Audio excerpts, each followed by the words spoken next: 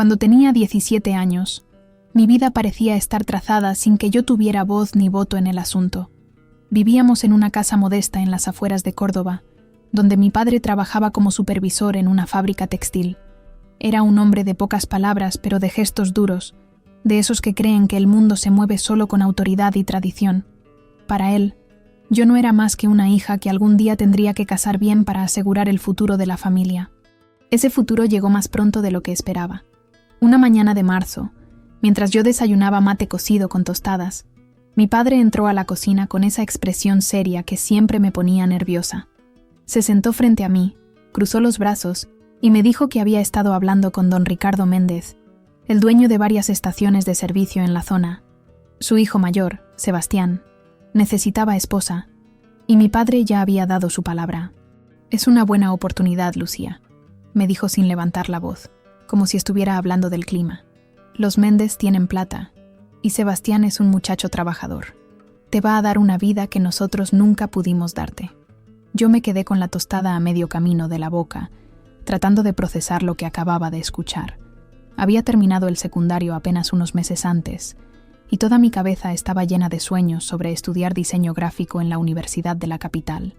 Tenía carpetas llenas de dibujos, bocetos que hacía en mis ratos libres, y una beca parcial que había conseguido después de presentar un portfolio en la facultad. «No, papá», le dije, y mi propia voz me sonó extraña, como si viniera de muy lejos. «Yo quiero estudiar. Ya tengo todo listo para inscribirme el año que viene». Su cara cambió. Los ojos se le achicaron y apretó los puños sobre la mesa. «¿Estudiar? ¿Para qué? ¿Para gastar plata que no tenemos en pavadas?» «Las mujeres se casan, Lucía. Esa es la realidad». La conversación se cortó ahí, pero yo sabía que no había terminado. Esa misma tarde, llegó Sebastián con su padre. Los vi desde la ventana de mi cuarto. 2 hombres en un auto caro, vestidos con camisas planchadas y zapatos brillantes. Mi madre corrió a peinarse y a ponerse su vestido de los domingos, como si estuviéramos recibiendo a la realeza. Cuando bajé a saludar, Sebastián me extendió la mano con una sonrisa que no le llegaba a los ojos. Era alto, bien parecido, con el pelo engominado hacia atrás y un reloj dorado que brillaba en su muñeca. Hablaba de sus planes para expandir el negocio familiar, de la casa que estaba construyendo en el barrio privado, de los viajes que podríamos hacer a Buenos Aires. Pero mientras él hablaba, yo solo podía pensar en mis dibujos guardados en el cajón, en las clases que no tomaría, en la vida que se me estaba escapando de las manos. «No», dije de repente, interrumpiendo su monólogo sobre las ventajas de tener una camioneta nueva. Todos me miraron como si hubiera dicho una mala palabra en misa. «No me voy a casar con usted. No lo conozco y tengo otros planes».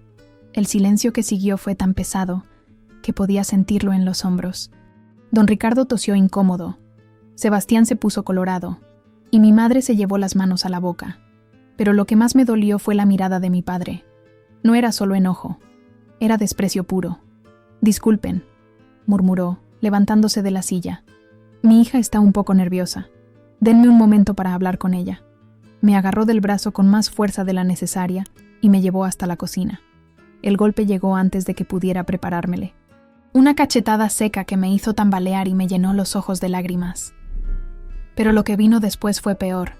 «No servís para nada», me gritó, y esas palabras se me clavaron en el pecho como un puñal. «Te estoy dando la oportunidad de tu vida, y vos me haces quedar como un idiota». Esa noche me quedé despierta, abrazada a mi almohada, sintiendo todavía el ardor en la mejilla y el eco de sus palabras en mis oídos. Afuera llovía, y el ruido de las gotas contra el techo de chapa me acompañó mientras tomaba la decisión que cambiaría todo. A las 5 de la mañana, cuando todavía estaba oscuro y solo se escuchaban los primeros pájaros, me levanté sin hacer ruido. Había dormido vestida, con los zapatos al lado de la cama y la mochila escolar llena con lo poco que podía llevarme. 2 mudas de ropa, mis dibujos más importantes, los ahorros que tenía guardados en una lata de galletas y la foto de mi abuela materna, la única persona que siempre creyó en mis sueños. Caminé por el pasillo de puntitas, evitando las baldosas que crujían. La casa olía a humedad y a los restos de la cena de la noche anterior. Mi madre roncaba suavemente en el cuarto que compartía con mi padre, y por un momento pensé en despertarla, en decirle adiós. pero sabía que solo me suplicaría que me quedara, que le prometiera que reconsideraría la propuesta de los Méndez. No podía darle esa esperanza falsa. En la cocina, escribí una nota rápida en una servilleta. No me busquen, voy a estar bien. Algún día van a entender. La dejé sobre la mesa, al lado del azucarero, donde sabía que mi madre la vería cuando viniera a preparar el mate de la mañana. El colectivo a Buenos Aires salía a las 6 desde la terminal. Tenía justo el dinero para el pasaje y algo más para los primeros días. Mientras esperaba en la parada, con el corazón latiéndome tan fuerte que pensé que se me iba a salir del pecho, vi las luces de mi barrio encendiéndose una por una. La gente empezaba su día normal, rutinario, sin saber que para mí todo estaba cambiando. El viaje duró 4 horas. Me senté junto a la ventana y miré cómo el campo cordobés se iba transformando en suburbios, después en avenidas, hasta que finalmente vi los edificios altos de la capital. Buenos Aires me recibió con su ruido constante, su aire espeso, y esa sensación de que todo era posible si uno tenía el valor suficiente. Lo primero que hice fue buscar un lugar donde quedarme. Caminé por el barrio de San Telmo cargando mi mochila, preguntando en pensiones y hoteles baratos, hasta que encontré una habitación diminuta en la calle Defensa. La dueña, doña Carmen, era una mujer mayor que me miró de arriba abajo con desconfianza, antes de preguntarme si tenía trabajo. «Todavía no», le dije, «pero lo voy a conseguir rápido». «Está bien, niña», me contestó, «pero el alquiler se paga por adelantado. Y nada de visitas ni de escándalos». La habitación era del tamaño de un placard, con una cama individual, un lavabo en una esquina y una ventana que daba a un patio interno donde colgaban ropa todo el día. Pero era mía. Por primera vez en mi vida, tenía un espacio que nadie más podía controlar. Al día siguiente salí a buscar trabajo. Recorrí cafeterías, restaurantes, locales de ropa, cualquier lugar que tuviera un cartel de «Se busca empleada» en la vidriera. En el 5.º lugar que probé, un café sobre la avenida Corrientes, la dueña me dijo que necesitaba a alguien para limpiar mesas y ayudar en la cocina durante el turno de la mañana. «¿Tenés experiencia?», me preguntó. «No mucha», admití, «pero aprendo rápido y trabajo duro». Me miró un momento, como evaluándome, y después asintió. «Empezás mañana a las 6. El sueldo no es gran cosa, pero incluye el desayuno y el almuerzo». Esa noche, acostada en mi cama nueva, escuché los sonidos de la ciudad que no dormía nunca. Autos, sirenas, voces que subían desde la calle, música que venía de algún bar cercano. Era tan diferente del silencio de mi pueblo que al principio me costó relajarme, pero poco a poco, ese ruido se convirtió en mi canción de cuna. Los primeros meses fueron duros. Me levantaba antes del amanecer, trabajaba 8 horas limpiando mesas y lavando platos, y después volvía a mi cuarto a contar las monedas que había ganado ese día. La comida del café me salvó de gastar en almuerzo, pero igual tenía que estirar cada peso para pagar el alquiler y comprar lo básico. Extrañaba cosas que no esperaba extrañar. El olor a pan casero los domingos, la voz de mi madre cantando mientras tendía la ropa, incluso las charlas con mis vecinas en el almacén de Don Pedro. Pero nunca, ni un solo día, me arrepentí de haberme ido. La libertad tenía sabor amargo al principio, pero era mejor que la jaula dorada que me habían preparado en casa. Una tarde, mientras limpiaba las mesas después del almuerzo, vi un flyer en el suelo que alguien había dejado caer. Era de una escuela de diseño gráfico que daba clases nocturnas. Lo guardé en el bolsillo de mi delantal y esa noche lo leí una y otra vez hasta memorizarlo. Después de 6 meses juntando peso por peso, finalmente tuve suficiente dinero para inscribirme en las clases nocturnas de diseño. La escuela quedaba en Barracas, en un edificio viejo que parecía que se iba a caer en cualquier momento, pero para mí era como entrar a un palacio. Las aulas tenían computadoras que habían visto mejores días, mesas de dibujo manchadas de témpera y paredes llenas de trabajos de estudiantes anteriores. Mi horario se volvió una locura. Trabajaba en el café de 6 de la mañana a 2 de la tarde, después tenía un rato para almorzar y descansar, y a las 7 ya estaba en la escuela hasta las 11 de la noche. Los fines de semana los usaba para hacer los trabajos prácticos y estudiar teoría del color, tipografía, composición. Dormía 5 horas por día si tenía suerte, pero no importaba. Cada clase nueva era como descubrir un mundo que siempre había estado ahí, esperándome. El profesor de composición, Martín, era un tipo de unos 40 años que había trabajado en varias agencias importantes antes de decidirse a enseñar. Al principio me intimidaba porque tenía esa forma de hablar rápida y segura de la gente que sabe mucho, pero pronto me di cuenta de que en el fondo era un buen tipo que realmente quería que aprendiéramos. Una noche, después de entregar mi quinto proyecto, se acercó a mi mesa mientras yo guardaba mis cosas. «Lucía», me dijo, «¿tenés un minuto?» El corazón me dio un vuelco. Pensé que me iba a decir que mi trabajo era malo, que no tenía futuro en esto. Pero en cambio, agarró mi carpeta y empezó a pasar las páginas lentamente. «Este logo que hiciste para la panadería imaginaria está muy bueno. Tiene personalidad. Es simple pero memorable. ¿Alguna vez pensaste en mostrar tu trabajo afuera?» «¿Afuera dónde?», le pregunté, sin entender bien. «Tengo un amigo que tiene un negocio de remeras estampadas. Está buscando a alguien que le haga diseños frescos, diferentes. No es gran cosa, pero te puede servir para hacer tus primeros trabajos reales». Esa fue mi primera oportunidad profesional. Diego, el amigo de Martín, tenía un local en Villa Crespo donde hacía remeras personalizadas para bandas de rock, bares y algunos comercios del barrio.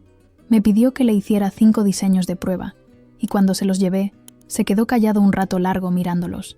«Está bueno tu laburo», me dijo finalmente. «¿Cuánto me cobras?» Honestly, no tenía ni idea. Nunca había puesto precio a mi trabajo. Balbuceé una cifra que me pareció razonable, y él asintió sin regatear. Cuando me pagó esa primera vez, miré los billetes en mi mano, y no podía creer que alguien me estuviera pagando por hacer algo que me gustaba tanto. De a poco, Diego empezó a recomendarme con otros clientes. Hice el logo de una pizzería en Palermo, unos flyers para un bar de Belgrano, las etiquetas para una marca de cerveza artesanal que recién empezaba. Cada trabajo era un desafío nuevo, y yo me quedaba despierta hasta tarde perfeccionando cada detalle, cambiando colores, probando tipografías diferentes. En la escuela, mis profesores empezaron a notar mi progreso. No solo era cuestión de talento natural, sino de las horas que le dedicaba a cada proyecto. Mientras mis compañeros entregaban trabajos que habían hecho en un par de horas, yo llegaba con bocetos, pruebas de color, variaciones. Martín siempre ponía mis trabajos como ejemplo para el resto de la clase, y aunque al principio me daba vergüenza, después empecé a sentir orgullo. Para el final del primer año, ya tenía una clientela pequeña pero constante. Había dejado el trabajo en el café, y me mantenía solo con los diseños. Me mudé a un departamento un poco más grande en San Cristóbal, con una mesa de dibujo propia y una computadora que había comprado de segunda mano pero que funcionaba bien. Una tarde, mientras trabajaba en casa, sonó el teléfono. Era una voz de mujer, muy profesional. «Lucía Fernández, soy Valeria Rossi, de la agencia Pixel Creativo. Martín Guerrero me dio tu contacto. Nos gustó mucho tu trabajo y querríamos proponerte algo». Pixel Creativo era una de las agencias más importantes de Buenos Aires. Había visto sus campañas en la tele, en las revistas, en la calle. Que me llamaran a mí, que hacía apenas un año estaba limpiando mesas en un café, parecía un sueño. «Tenemos un cliente que necesita rediseñar su imagen completa», siguió Valeria. «Es un proyecto grande y pensamos que tu estilo puede encajar perfectamente. ¿Te interesaría venir a hablar?» Cuando colgué, me quedé sentada en mi silla por varios minutos, mirando la pared, tratando de procesar lo que acababa de pasar. Pensé en mi padre, en sus palabras sobre que no servía para nada. Pensé en Sebastián Méndez y en la vida que habría tenido si me hubiera quedado. Y por primera vez desde que me había ido de casa, sonreí pensando en ellos, no con tristeza, sino con una extraña satisfacción. El proyecto con Pixel Creativo me cambió la vida por completo. En 2 años pasé de ser una freelancer trabajando desde mi departamento a convertirme en la directora creativa de una marca de cosméticos que se expandía por toda Latinoamérica. Tenía un equipo de 5 diseñadores, viajaba a Chile y México para presentaciones, y mi nombre empezaba a sonar en el mundo publicitario porteño. Fue en esa época que decidí comprarme el auto. No era solo por comodidad, sino porque necesitaba ese símbolo tangible de que había llegado a donde quería estar.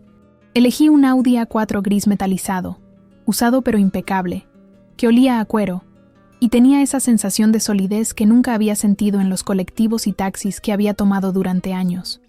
Un martes de abril, recibí una llamada de un cliente potencial de Córdoba, una cadena de supermercados que quería renovar su imagen para competir con las grandes superficies. El dueño, don Raúl, insistía en que fuera personalmente a ver las sucursales antes de hacer la propuesta. Después de 3 años sin pisar mi provincia natal, acepté el trabajo. El viaje desde Buenos Aires me tomó 5 horas. Mientras manejaba por la ruta, viendo cómo el paisaje se transformaba de la llanura bonaerense a las sierras cordobesas, sentí una mezcla extraña de nerviosismo y curiosidad. Había cambiado tanto que a veces me costaba reconocerme en la chica que había huido de madrugada con una mochila al hombro. La reunión con don Raúl fue bien. Le gustó mi propuesta inicial y quedamos en que le presentaría el proyecto completo la semana siguiente. Como tenía tiempo libre, decidí manejar hasta mi pueblo. No había planeado hacerlo, pero algo me empujaba a cerrar ese círculo, a ver con mis propios ojos el lugar que había dejado atrás. Llegué al mediodía. El pueblo se veía igual que siempre. Las mismas calles de tierra, las mismas casas bajas con rejas de hierro, el mismo almacén de don Pedro en la esquina principal. Estacioné el auto frente a la plaza, me bajé y caminé hacia la panadería donde mi madre compraba facturas los domingos. Llevaba puesto un traje sastre negro, tacos que resonaban contra el adoquinado y el pelo recogido en un rodete prolijo. Me sentía otra persona, pero al mismo tiempo, cada rincón me devolvía recuerdos de la adolescente que había sido. Compré un cortado y me senté en uno de los bancos de la plaza, el mismo donde mi abuela me contaba historias cuando era chica. Estaba revisando mi teléfono, contestando mails, cuando una voz familiar me hizo levantar la cabeza. ¿Lucía? Era mi vecina de la infancia, Mónica, que ahora tenía 2 chicos agarrados de la mano y una panza que mostraba que esperaba el tercero. Nos saludamos con la típica sorpresa de los reencuentros después de años. Me contó que se había casado con el hijo del mecánico, que trabajaba en la escuela como maestra jardinera, que su vida era tranquila y feliz. ¿Y vos qué tal? Se nota que te va bárbaro, me dijo, mirando mi ropa y señalando hacia el auto. Le conté brevemente sobre mi trabajo, sobre Buenos Aires, sobre los proyectos internacionales. Ella me escuchaba con los ojos muy abiertos, como si le estuviera contando de otro planeta. Después de un rato, bajó la voz y me preguntó si sabía algo de mi familia. «Tu mamá murió hace como 3 años», me dijo, y el cortado se me enfrió en las manos. «Cáncer. Fue muy rápido. Tu papá...» «Bueno, tu papá no está bien. Después de que ella se fue, empezó a tomar mucho. Perdió el trabajo en la textil. Ahora vive de una pensión mínima y de lo que le dan los vecinos». Mónica me contó que mi padre había preguntado por mí durante años, que había ido a la policía a denunciar mi desaparición, que había viajado a Buenos Aires varias veces buscándome sin éxito, que después de la muerte de mi madre, se había encerrado en sí mismo y casi no salía de casa. «Está ahí», me dijo, señalando hacia el otro extremo de la plaza. «Viene todas las tardes a sentarse en ese banco. Desde que murió tu vieja, es como si estuviera esperando algo». Giré la cabeza y lo vi. Estaba a unos 50 metros, sentado solo, con la espalda encorvada y las manos apoyadas en un bastón que no recordaba que tuviera. El pelo, que antes era negro y siempre peinado, ahora era completamente gris y desprolijo. Había adelgazado mucho, y su ropa se veía grande, como si hubiera encogido dentro de ella. Mónica siguió hablando, pero yo ya no la escuchaba. Estaba concentrada en esa figura que alguna vez había sido tan imponente, tan segura de sí misma, y que ahora parecía pequeña y frágil. Mis sentimientos eran un caos. Había pasado años sintiendo bronca, dolor, resentimiento, pero verlo así, tan vulnerable, me desarmó por completo. «¿Querés que te acompañe?», me preguntó Mónica, que había notado mi expresión. «No», le dije, «esto lo tengo que hacer sola». Me levanté del banco y empecé a caminar hacia él. Cada paso era un esfuerzo consciente, como si estuviera caminando hacia mi propio pasado. Cuando estaba a unos metros, levantó la vista. Nuestros ojos se encontraron, y por un momento, ninguno de los dos se movió. Vi cómo su cara cambiaba, cómo trataba de procesar lo que estaba viendo. Sus labios se abrieron un poco, como si fuera a decir algo, pero no salió ningún sonido. Después, lentamente, sus ojos se llenaron de lágrimas.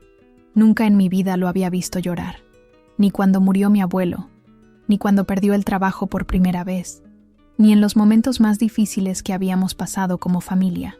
Verlo así me partió el corazón de una manera que no esperaba. Me acerqué despacio y me senté a su lado en el banco, dejando un espacio prudente entre los dos. Podía sentir cómo temblaba, no sé si de emoción o de los nervios, pero definitivamente temblaba. Durante varios minutos no dijimos nada, solo estuvimos ahí, mirando hacia la fuente de la plaza donde algunos chicos jugaban con una pelota de fútbol. «Lucía», murmuró finalmente, y su voz sonaba ronca, como si hacía mucho que no la usaba. «No puedo creer que seas vos».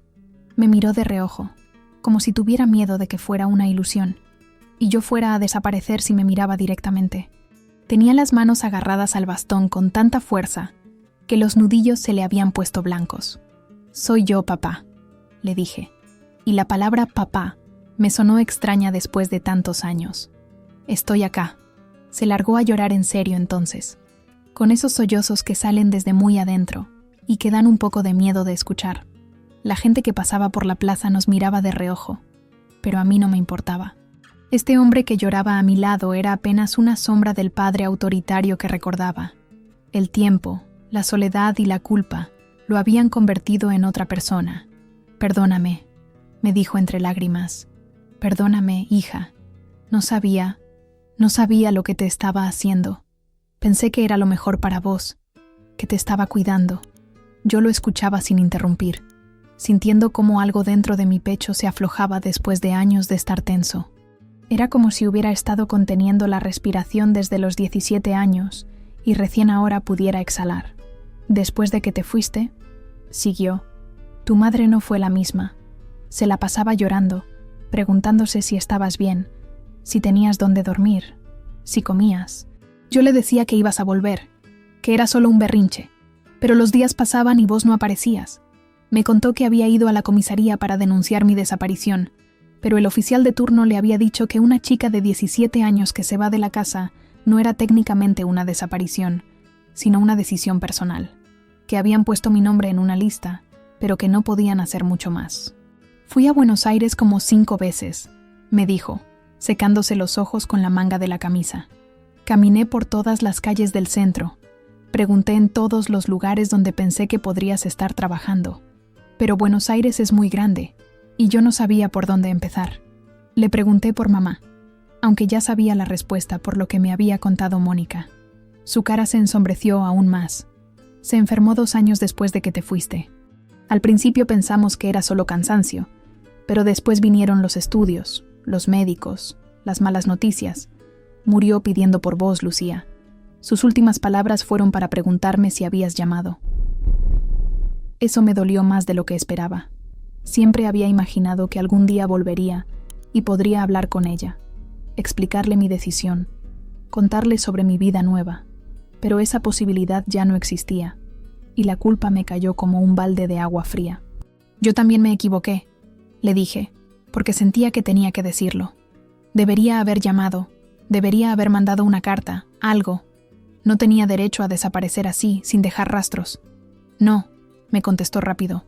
«Vos hiciste lo que tenías que hacer. Yo fui el que se equivocó.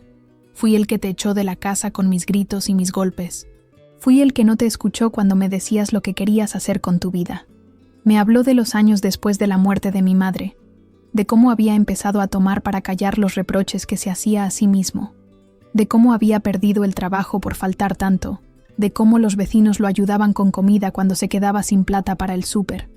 «Don Pedro me da fiado en el almacén», me dijo con vergüenza, «y doña Carmen, la que vivía en la esquina, me trae comida los domingos. No sé qué hubiera hecho sin ellos». Era raro verlo tan vulnerable, tan dependiente de la caridad de otros. El hombre que había controlado cada aspecto de mi vida, ahora no podía ni controlar la suya propia, pero en lugar de satisfacción, lo que sentí fue una tristeza profunda por todo el tiempo perdido, por todas las conversaciones que nunca habíamos tenido. «¿Estás bien?», me preguntó de repente, y por primera vez en toda la conversación me miró directamente a los ojos. «¿Tenés trabajo? ¿Tenés dónde vivir?». No pude evitar sonreír un poco. Después de todos estos años, seguía siendo mi padre, preocupándose por si tenía lo básico cubierto. Estoy bien, papá. Muy bien, de hecho. Tengo mi propia empresa de diseño gráfico en Buenos Aires. Viajo por trabajo, tengo mi departamento, mi auto. Hice la vida que quería hacer. Asintió lentamente, como si estuviera procesando la información. Después me preguntó si era feliz, y esa pregunta me tomó por sorpresa porque no esperaba que fuera tan directa. Sí, le dije, soy feliz, pero me hubiera gustado que vos también fueras parte de esa felicidad. Esas palabras lo hicieron llorar otra vez, pero esta vez eran lágrimas diferentes, más tranquilas, como de alivio. Nos quedamos en esa plaza hasta que empezó a oscurecer. Hablamos de muchas cosas, de mi trabajo, de los lugares que había conocido, de los cambios en el pueblo, de los vecinos que habían muerto o se habían mudado. Él me contó historias de mi infancia que yo había olvidado, como la vez que me había llevado al río a pescar, y yo había llorado cuando él agarró el primer pez porque me daba lástima. Siempre fuiste sensible, me dijo con una sonrisa triste, y siempre fuiste terca. Tu madre decía que habías salido a mí en eso, y tenía razón. Cuando llegó la hora de irme, me preguntó si iba a volver. Le dije que no sabía, que mi vida estaba en Buenos Aires, pero que íbamos a mantener contacto. Le anoté mi teléfono en un papel y él lo guardó en su billetera como si fuera el documento más importante del mundo. ¿Me vas a llamar?, me preguntó. Sí, papá, te voy a llamar. Nos despedimos con un abrazo que duró más de lo que esperaba. Él olía a tabaco barato y a soledad, pero también a algo familiar que me recordaba a mi infancia. Cuando me subí al auto, lo vi desde el espejo retrovisor, parado en la vereda, mirando cómo me alejaba. No se movió hasta que doblé la esquina. El viaje de vuelta a Buenos Aires fue diferente. Tenía la radio apagada y manejaba despacio, pensando en todo lo que había pasado. Me sentía extraña, como si hubiera ido a buscar una cosa y hubiera encontrado otra completamente distinta. No había ido a ese pueblo a reconciliarme con mi padre, pero eso era exactamente lo que había pasado. Durante las semanas siguientes, cumplí mi palabra. Lo llamaba todos los domingos a la mañana. Al principio las conversaciones eran incómodas, como si los dos estuviéramos aprendiendo a conocernos de nuevo, pero de a poco se fueron volviendo más naturales. Me contaba sobre su día a día, sobre lo que veía en las noticias, sobre los cambios en el pueblo. Yo le hablaba de mis proyectos, de mis viajes, de la vida en la ciudad. Un día me llamó él a mí, algo que no había hecho nunca. Estaba nervioso, tartamudeaba un poco, y finalmente me dijo que había dejado de tomar, que había ido a un grupo de autoayuda en la parroquia y que llevaba 3 semanas sin probar el alcohol. Lo hago por mí, me dijo, pero también por vos, porque quiero que si algún día decidís venir a visitarme, te encuentres con un padre del que puedas estar orgullosa. Esa noche lloré como no había llorado en años.